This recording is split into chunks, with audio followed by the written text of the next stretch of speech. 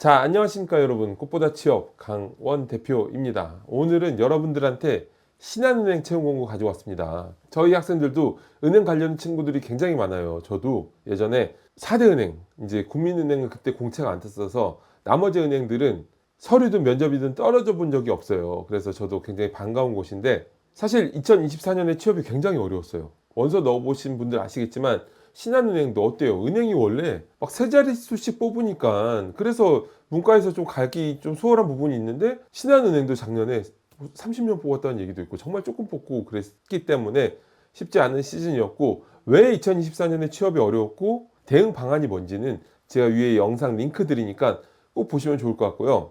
여러분들이 상담해 오시면 직무 설정, 방향성 설정, 내 스펙으로 어느 정도 기억할 수 있는지, 자소서 상태 지금 어떤지 그런 거 정확하게 아실 수 있으니까 상담 오세요. 오시면 좋을 것 같고, 여러분들의 구독과 좋아요가 저한테 큰 힘이 되니까 구독, 좋아요 꼭 부탁드리겠습니다. 자, 그러면 이제 신한은행에 대해서 먼저 알아보도록 하겠습니다. 신한은행은 모르는 분도 없죠. 저도 이제 신한은행 이제 계좌가 있는데, 신한금융계열 시중은행이에요. 당연히 국내 최초로, 그리고 민간 주도 금융지주회사를 설립했어요.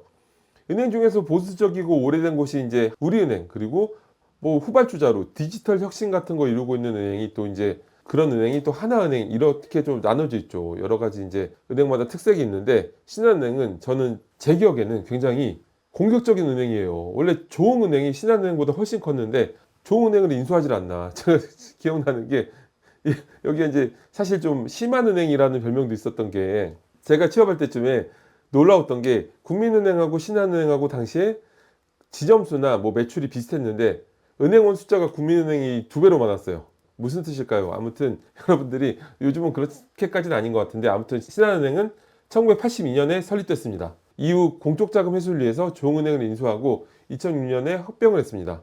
자, 신한은행 저희 애들도 굉장히 많이 합격하고 있어요. 지난 분기에도 최종 합격도 했었고 반가운 소식을 많이 주고 있는데, 근데 은행들이 아시겠지만 우리은행하고 하나은행은 금융 필기가 없죠. 우리은행은 아예 금융 필기 자체가 없고 면접만으로 진행하고, 하나은행은 재작년 하반기부터 금융 필기는 없어지고 NCS랑 대신 디지털 상식이란 거를 이제 보기 시작했어요. 그래서 이 두 은행은 금융 필기가 준비가 안 됐어도 넣을 수 있는 곳이지만, 신한은행 같은 경우는 금융 필기가 준비된 친구들이 합격을 하게 되어 있는 은행이니까 그런 거 감안해서 넣으시면 좋을 것 같고, 그럼 이번에 어떤 직무를 뽑는지 한번 볼게요. 직무가, 자, 일반하고 지역 인재가 있죠. 그런데 여러분, 사실 지역 인재가 일반보다 어느 기업이든 취업하기가 훨씬 좋아요. 왜냐면 다 수도권 오고 싶어 하잖아. 굉장히 이제 그런 부분이 있기 때문에, 지역 인재, 여러분들이 그 지역에서 좀 인재다. 농담이고, 아무튼 연고가 있는 분들은, 인재라서 채용하는 게 아니라 그 지역에 연고가 있는 분들은 꼭 지역 인재 활용하셔서 원서를 넣는 게 좋을 것 같고요. 뭐 지방에서 사는 거 힘들어요라고 생각하실 수도 있는데, 저는 은행에 있어서는 좀 다르게 얘기할 수 있는 게, 자, 은행이 작년 재작년쯤에 희망퇴직을 받았는데 8년 일한 사람을 막 희망퇴직금을 4억 5억 주고 이랬거든요. 자, 8년 일했는데 4억 5억 줬어. 얼마 전에 기아차 퇴직한 제 학생이었던 친구가 퇴직금을 5천 받았어요. 기아차 들어가기가 훨씬 힘든데. 그러면 10년간 열심히 모은 돈 플러스 5억을 받으면 30대 중반에 내 근로소득이 10억이 생기는 거야. 어마어마하죠, 그렇죠? 그러니까 그런 의미에서 뭐 계속 다닐 수도 있지만 10년 열심히 모아서 나는 할 걸 하고 싶다 싶으면 지역 인재로 넣어도 괜찮겠죠. 자, 그러면 자소서 항목을 보도록 할게요. 자소서 항목은 첫 번째, 본인을 가장 잘 설명할 수 있는 짧은 문장 또는 단어를 작성하고 이유를 기술하는 항목인데, 이런 항목들이 이제 경험 항목인데, 경험 항목 중에서 스토리텔링 항목인 거예요.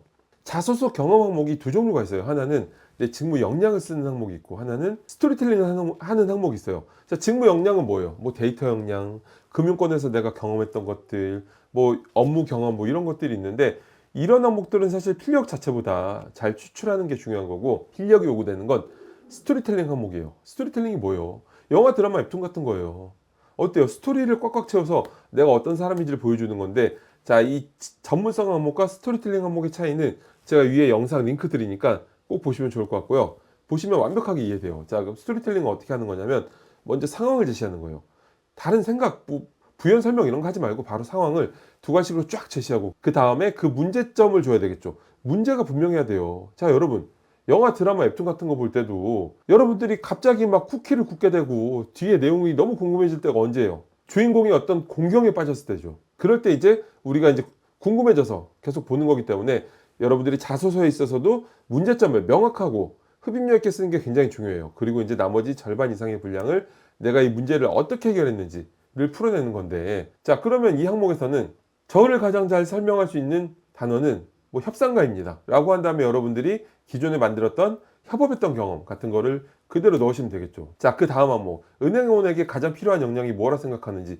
이게 말씀드렸던 직무 역량 항목인 거예요. 이건 스토리를 넣는 게 아니라 800자니까 2개 정도 넣으면 좋아요. 자, 직접적으로 관련 있는 경험을 넣는 건데, 직접적으로 관련 있는 경험이라는 게 중고신입, 인턴 같은 업무 경험이 제일 중요하죠. 그런 게 있다면 그런 거 500자 넣고, 이제 그런 게 없다고 해도 이제 차별화된 무슨 금융 관련된 역량, 금융 동아리, 금융 대외 활동, 은행 관련된 무슨 뭐 대외 활동 같은 거 넣으셔도 되고, 또는 이런 자격증을 취득해서 이런 어떤 리서치를 통해서 금융권에 대한 차별화된 관심도를 익혔다. 또는 어때요? 데이터 역량, 협상력, 이런 것들 중에 2가지를 넣으시면 되겠죠. 자, 그리고 신한은행의 핵심 가치가 빠르게 다르게래요. 근데 이제 당행의 핵심 가치 중 하나를 실천했던 경험과 그 경험이 입행 후 어떤 장점으로 발휘될 수 있을지. 자, 여기는 2가지로 나뉘는데 하나는 경험을 쓰고 하나는 그게 어떻게 발휘될지, 이 2가지로 나눠져 있는데, 이 중에서 중요한 건 뭘까요? 당연히 내 경험인 거죠. 어떻게 발휘될 수 있는지는 그냥 부연 설명인 거예요.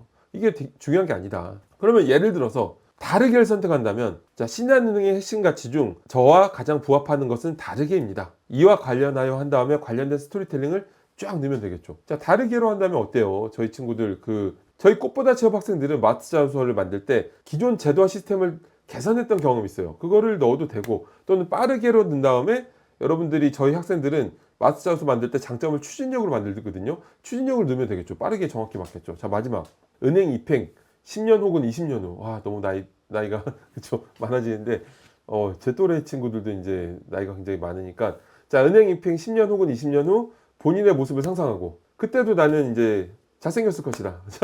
상상하고서 이제 어떤 분야의 전문가로 성장하고 싶은지 기술해 주는 항목인데, 이거는 입사업 포부죠. 입사업 포부는 구조가 명확해요. 일단은 포부니까 바로 한 문장으로 내가 어떤 사람이 될 건지 명확히 워딩을, 프레임을 입혀야 되겠죠. 신한은행 안에서 이런 뭐 은행원이 되고 싶습니다 라고 정의를 내려준 다음에, 그 다음에 입사업 커리어 플랜이 여기를 구체적으로 적어야 되는 건데, 단순히 뭐 열정을 다해서 선배님들 말 좀 잘 듣고 그렇게 쓰는 게 아니라 정확히 은행원으로서 내가 어떤 업무를 하다가 나중에 이런 걸 하다가 이런 것까지 해보고 싶다라고 단계적으로 구성하는 거고요. 그리고 이제 마지막 남은 분량을 내가 이제까지 했던 어떤 경험들이 은행에 기여할 수 있을지, 기여라는 말도 포부예요. 약간 이런 포인트로 작성하시면 되고, 그런데 저희가 500자를 만들 때는 저희 꽃보다 취업 학생들한테 이렇게 만들어 주는데, 800자를 넣을 때는 중간에 제가 뭐를 쓰라고 해요. 뭘 쓰냐면 해당 업계나 해당 기업 관련된 당면한 과제나 미션 같은 걸 쓰라 그러거든요. 그래서 그 부분을 이제 3문장 정도 쓰면은 그러면 전체적으로 완벽하게 800자가 되겠죠.